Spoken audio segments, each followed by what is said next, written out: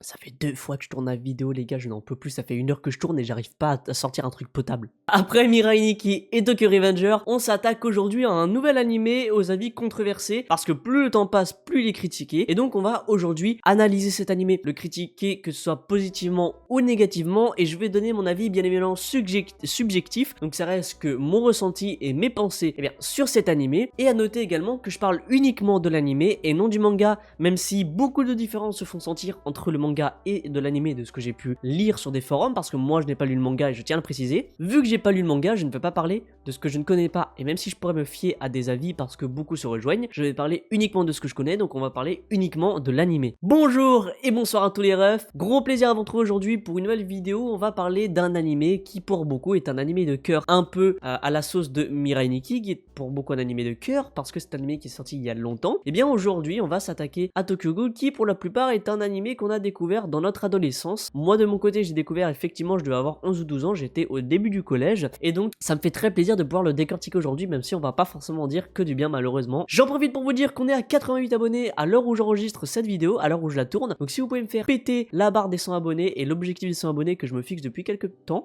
et bien ça me ferait super plaisir, et puis n'hésitez pas aussi à liker pendant que vous y êtes. On est parti pour parler de Tokyo Ghoul. Alors il faut savoir que le but de cette vidéo c'est de dire pourquoi aujourd'hui il est critiqué. Je vais des fois remettre le contexte de l'époque pour certaines choses, mais pour ce qui est du synopsis, des clichés que je vais un petit peu noter, voilà, vous allez voir un petit peu, on va en parler. Je tiens à dire que je parle de quoi il est critiqué aujourd'hui et pourquoi plus le temps passe, plus il est critiqué. Je vais pas forcément faire que ça, de remettre le contexte dans son époque. Notre but aujourd'hui ça va être d'analyser pourquoi il est critiqué à l'heure actuelle et pourquoi plus le temps passe il est critiqué, et non pas est-ce que à l'époque il était bien. Je tenais vraiment à remettre ça dans son contexte. Alors Tokyo Ghoul c'est un seinen dans le thème plutôt gore, avec un poil de psychologie, on va en revenir un petit peu plus tard, notamment avec Kenny Kiken qui a un petit peu une torture psychologique à un moment donné dans l'animé, quand il doit quitter l'antique, voilà, on a un petit côté psychologique quand même, et c'est assez cool, et faut le noter aussi, mais ça encore une fois, on va reparler un petit peu plus tard. Pour savoir un petit peu pourquoi il y a des avis si controversés, on va déjà d'abord, nommer le synopsis, on va expliquer vraiment très grossièrement ce qui se passe. Alors on va voir Kaneki Ken, qui est un jeune homme très banal, innocent, qui a vraiment, bah voilà, il a rien fait de mal, il est normal, il est un petit peu faiblo, voilà, c'est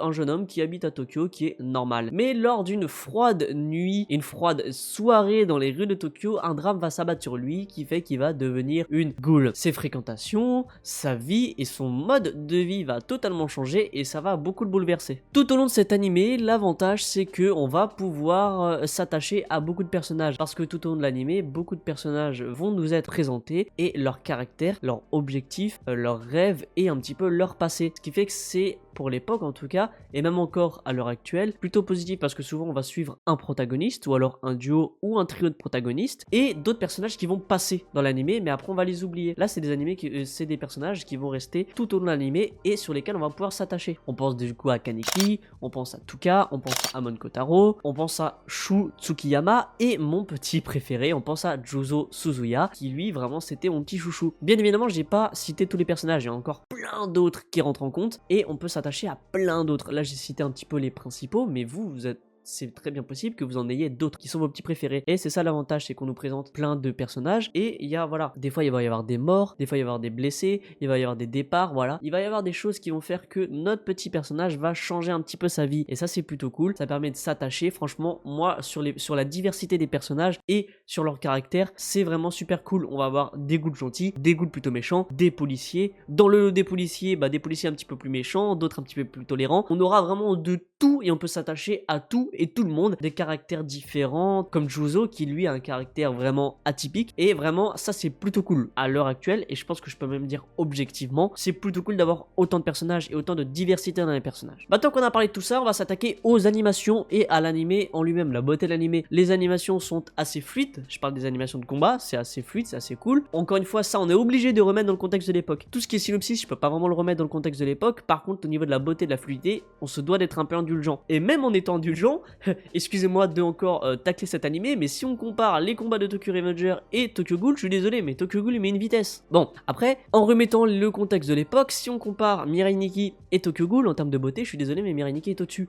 Et encore une fois, même Mirai Nikki peut mettre une vitesse, en termes de beauté des scènes, il peut mettre une vitesse à certains animés, et ça on ne peut pas le nier. Maintenant, Tokyo Ghoul c'est pas un animé qui va se démarquer de par ses combats, de par la fluidité ou de par la beauté de l'animé, mais c'est regardable et c'est ok, voilà, voilà, il a la moyenne, c'est normal, c'est cool, ça se regarde. Voilà, depuis tout à l'heure, j'arrête pas d'encenser positivement l'animé, mais alors où est le problème, si j'arrête pas d'en dire que du bien. Vous inquiétez pas, on va en venir. Voilà, j'ai décortiqué l'histoire, le synopsis, les animations, la beauté de l'animé et j'ai même parlé de ses personnages. Maintenant, on va parler des points négatifs et ce qui fait que pourquoi aujourd'hui il est autant critiqué. Alors moi, j'ai 2 points qui fait qu'aujourd'hui il est un petit peu critiqué et que plus le temps passe, plus il est critiqué. Premièrement, je trouve qu'aujourd'hui le synopsis paraît fade. Il est fade et même un petit peu cliché. Le deuxième point, c'est que l'évolution du protagoniste est vraiment très mal fait. Je n'ai pas du tout aimé et je vais en revenir un petit peu plus tard. Et troisième point, l'animé est vraiment trop cliché. Il y a trop de points qui sont clichés dans cet animé et encore une fois c'est vraiment dommage parce que c'est des clichés qu'on n'a pas envie de voir en plus de ça.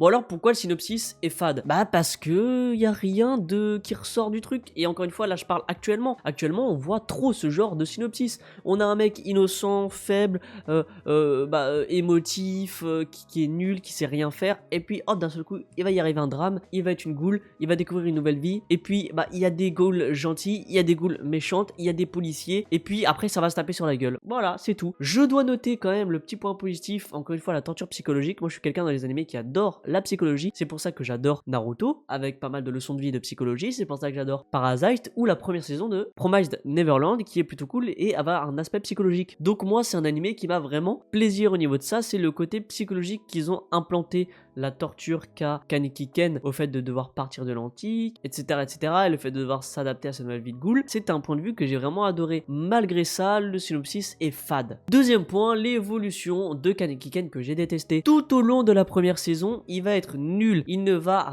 rien apprendre, il va se plaindre et être émotif de sa nouvelle vie, et il va l'accepter qu'au moment donné où il se fait torturer, qu'il se fait kidnapper et torturer, que ce soit psychologiquement ou alors physiquement. C'est ça que je reproche. Alors, je ne reproche pas la scène de la torture qui est magnifique, où son bourreau, je sais plus tout son nom, excusez-moi, mais où son bourreau lui demande de décompter un par un les membres qu'il se fait découper, afin qu'il puisse se faire torturer psychologiquement et physiquement, parce que le fait de décompter les membres qui se fait découper, ça lui permet de garder une raison, et le fait de garder la raison sur les situations actuelles, le fait totalement câbler, et le fait souffrir mentalement, ainsi que physiquement. La scène est vraiment magnifique. Ensuite, on a la scène du combat, là où Kaneki Ken a un déclic, devient cheaté et se rebelle, ça c'est magnifique. Maintenant, le problème, c'est l'évolution. On a une évolution qui est linéaire comme ça et d'un seul coup hop il va se faire torturer et bam. Moi j'aurais aimé que ce soit une petite évolution croissante. Au fur et à mesure de l'animé il gagne en puissance, il accepte sa vie, patati patata et d'un seul coup blam il évolue. J'aurais aimé que ce soit d'une façon croissante et pas linéaire et d'un seul coup il évolue. C'est ça que je trouve dommage, c'est qu'on passe toute une saison à voir un mec plaindre, c'est gonflant pour certains et ça a été mon cas, et d'un seul coup hop il a un déclic, il est cheaté, il quitte l'antique et tout se passe, tu vois.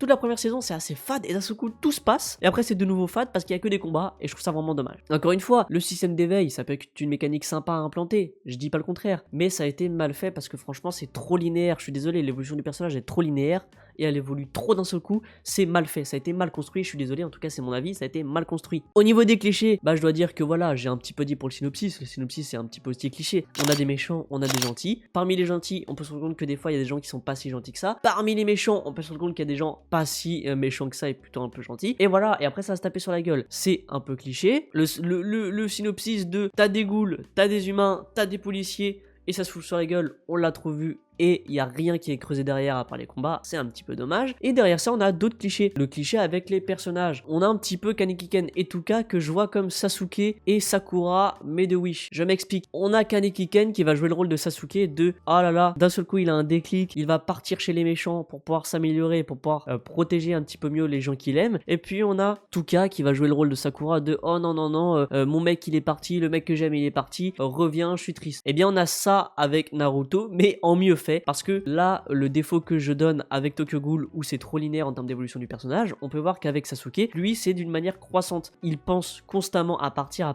et plus ça va, plus son envie de partir arrive. D'un seul coup, il y a un élément qui fait qu'il le pousse à partir et il part. Alors que Tokyo Ghoul, bah, il se fait torturer, voilà, c'est comme ça tout le long. Il souffre du fait d'être une merde, il souffre. D'un seul coup, oh, il se passe un truc, il se barre. Voilà, il y a rien. La seule chose qui nous pousse à nous préparer à son départ, c'est qu'il en a marre d'être une merde. C'est tout. Il n'y a pas plus de choses que ça. Et puis bon bah voilà, hein, après on a Tuka qui joue un peu le rôle de la Sakura, tu vois, c'est un petit peu dommage et c'est cliché et on voit ça dans beaucoup d'animés.